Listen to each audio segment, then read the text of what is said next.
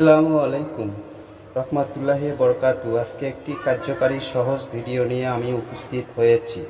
মনোযোগ সহকারে শুনবেন। কিছু আমল এমন আছে যেগুলো করতে খুব বেশি সময়ের প্রয়োজন হয় না, অনেক জ্ঞানের অধিকারীও হতে হয় না, কিন্তু এগুলোর ফজিলত অনেক বেশি। এগুলো বান্দার আমলনামাকে ভারী করে।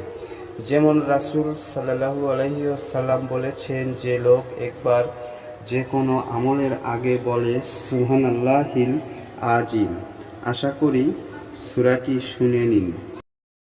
আউযু বিল্লাহি মিনাশ শাইতানির রাজীম। বিসমিল্লাহির রহমানির রহিম।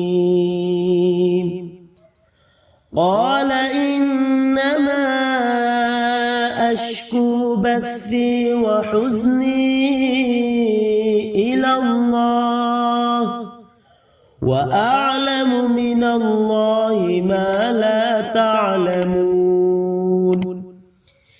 يا بني اذهبوا فتحسسوا من يوسف وأخيه ولا تيأسوا من روح الله إنه لا ييأس من روح الله